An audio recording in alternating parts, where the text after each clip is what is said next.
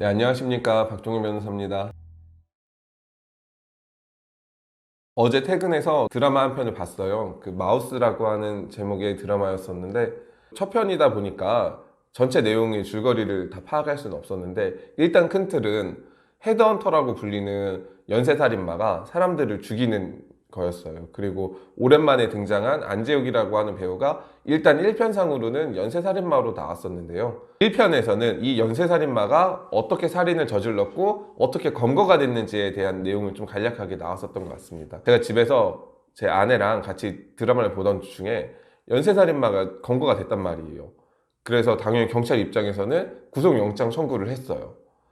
제가 그 내용까지만 보고 이거 정관 변호사를 선임하면 구속영장이 기각될 수도 있다라는 내용을 아내랑 막 얘기하다가 연쇄살인마 안재욱은 굉장히 유명한 의사로 나온단 말이에요. 그래서 친구인 변호사를 선임하니까 구속영장이 기각됐다 이렇게 나왔었어요. 기자들부터 해서 많은 사람들이 다 몰려와서 항의하고 이 피해자의 유족들까지 해서 책임을 묻고 하는 내용들이 나왔었는데, 그러면 실제 재판에서도 이렇게 뭐 정관 변호사 선임하거나 하면 영장이 기각될 수 있냐, 그러니까 똑같은 상황일 때도 무조건 비슷한 변호사를 선임하면 영장이 기각되냐, 이런 거에 대해서 의문이 드실 수도 있을 텐데요.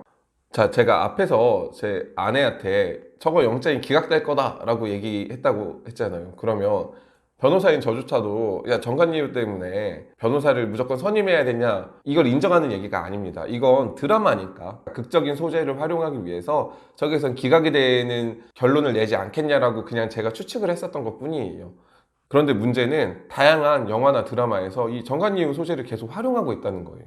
드라마나 영화를 시청하는 국민들 입장에서는 정관이유가 있으니까 문제가 있다, 나는 돈이 없으니까 비싼 변호사를 사지 못해서 나는 구속이 되고 저 사람들은 비싼 변호사만 사면 구속이 안 되는 거냐, 이런 인식을 자꾸 갖게 됐고, 이런 것들이 서로에 대한 불신으로 이어진다는 말이죠. 구속영장이 기각되거나 기각되지 않거나 하는 거는 사실 이 범죄가 인정될 만한 범죄이냐, 그리고 이게 굉장히 중대한 범죄이냐, 또한 이 사람을 구속 상태에서 풀려났을 때, 즉 불구속 상태에서 수사와 재판이 진행됐을 때 이 사람이 도망가거나, 즉 도주하거나 증거를 인멸할 우려가 있느냐 여부를 판단해서 구속을 시키거나 구속을 시키지 않느냐를 결정하는 것이지, 따끈따끈한 정관 변호사님이 들어가면 무조건 구속영장이 기각되고 이런 건 아니란 말이에요.